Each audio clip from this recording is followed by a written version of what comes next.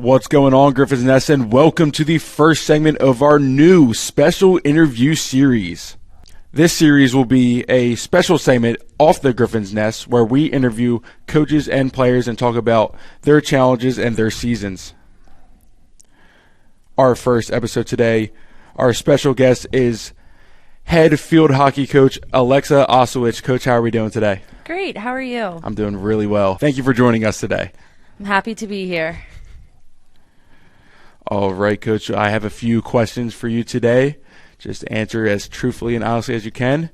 And the spotlight is on you. Can you describe your coaching philosophy and how it aligns with the values of institution? Yeah. So when I talk about my coaching philosophy, I like to break it up into 5 categories. Those 5 categories are family, fundamentals, hard work / commitment, passion, and enthusiasm. And I think that it actually aligns really well with Gwyned's values because, you know, my first one is a family. And I feel like since I stepped foot at Gwyned, this is a family environment. So, and being passionate and enthusiasm and hard work and commitment, I just feel like it all falls under what Gwyned speaks about. Especially like the passion part, because you're here obviously for academics first, but then the sport is second. But I think the athletes do a really good job of doing both. So, yeah. Yeah, I completely agree. As a student athlete here myself, those values that you're placing, I think, really do fit in with Gwynedd Mercy as a whole. And I feel like your team definitely puts that out on campus the way you teach them on the field. They really carry it well off the field. Yes, it was a really great season in that aspect. So it was really cool to see. All right, our next question. What previous coaching experience do you have, and how has it prepared you for this role at Gwynedd Mercy? Yeah, so my past 2 years, well, my first year I worked at Bucknell University as an assistant from January of 21 to actually just December of 21. I was there for 2 seasons in one academic calendar, and then I went to the University of Richmond and was there for about a year as well. Bucknell and Richmond actually had very similar coaching styles, and both of my bosses really were similar in a way, and they taught me everything that I know now. And I never would have felt as confident going into this position if I didn't have both of those coaches as my mentor. So at Bucknell, what I learned the most was like we made it really far in our first season there. So that was just a huge like confidence boost, and just seeing like that side of the atmosphere of being like, okay, you can win a championship, you can make it to the Sweet 16 and then advance to the Elite 8 and like all this fun stuff. And then I got to Richmond and I saw like a different side of it. You know, you see struggles sometimes, not starting out as great, but like you end up learning so much when you go through challenges, just as much as learning the fun side of it, which was like, you know, winning the Patriot League at Bucknell and all that stuff. But both of them taught me how to lead a team, how to, you know, be positive in really bad situations, or not bad situations, but tough situations. And if I didn't have them, I don't know, honestly, if I could do it, like be a head coach. So it was really awesome to have them behind me. And, you know, like they both supported me when I came here and applied here. So it's a really cool experience. All right, our next question. What strategies do you have in mind for recruiting and retaining talented student athletes? From the recruiting side of things, I knew that it was going to be a challenge coming this late into season. So I knew that as soon as season was done, like we kind of had to hit the ground running. So we are going to as many tournaments as we can. I've actually already sent my assistants out to a few tournaments. And then I'm going to this major tournament in Richmond next week. And, you know, like we're just looking for those kids that can play both roles, playing the, you know, you are a student first, but then you are an athlete after. So trying to find out who wants to go to a Division III small school, and, you know, just finding the little things. But I think the biggest thing with recruiting is just keeping the communication up and being completely transparent with students. And I think that's sometimes also a struggle in a way, because I'm actually dealing with it right now. I've been in contact with athletes, and they're just like not responding. And it's like, what do you do when they don't respond? And for myself, you just keep sending them emails, you keep texting them, until you get an answer, because nothing changes until you actually get that answer. The recruiting part of the job is really challenging, but it's really fun, because like you go to these tournaments and like you see your friends who are coaches as well, and you get to hear from them.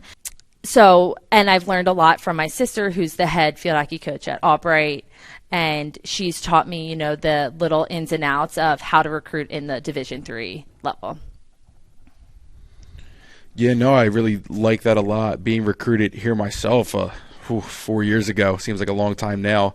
I really did like how Coach Dana at the time, kind of how you are recruiting right now, didn't really try and sell the lacrosse team a whole lot, but really sold how Gwen and Mercy as a whole is a great institution for someone like myself who wasn't ready to go to a huge school and not be connected with my professors or my coaches or anything like that. So yeah, I really like how you're keeping it open with the players you're recruiting and making sure that these players aren't just athletes, but great people off the field too, and also on the field, coachable players that aren't just here to really go in and get all the minutes and do whatever they want. They're here to learn the game and learn your play style and be one of your players, not their own player.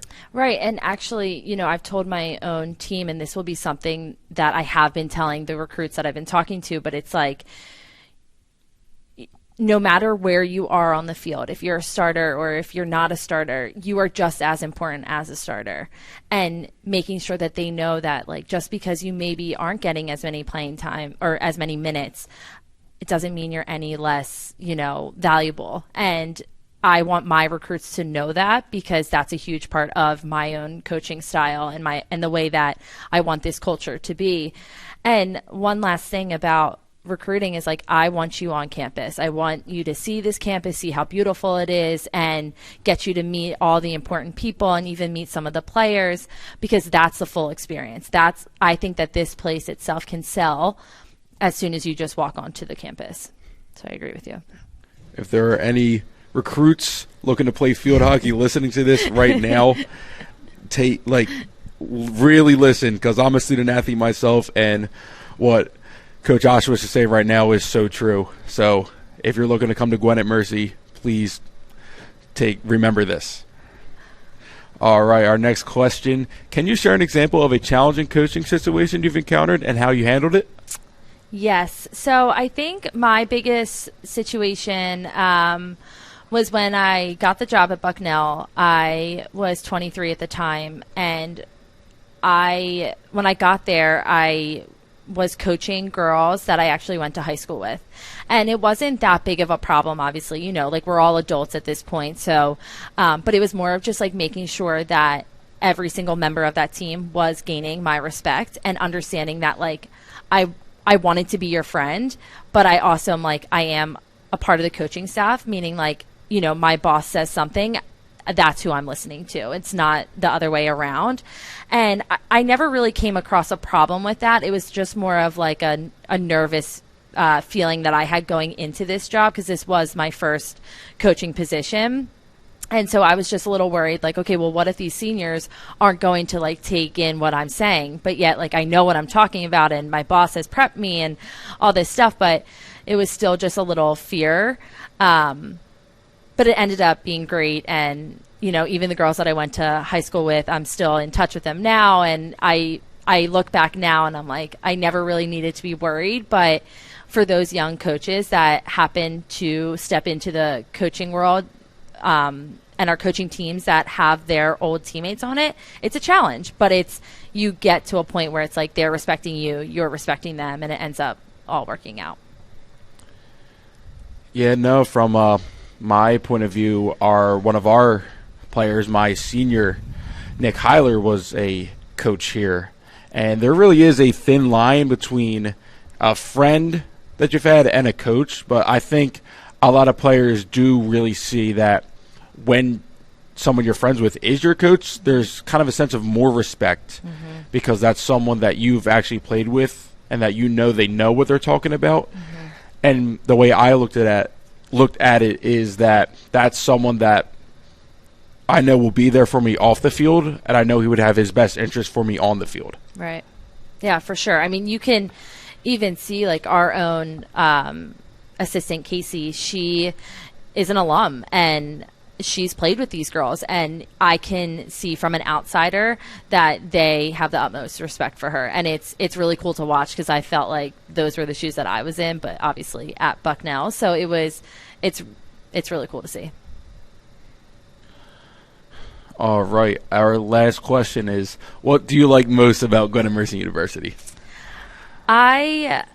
Honestly, I love the whole athletic department as a whole, and that's nothing to any other departments here. It's just who I've gotten to know the most.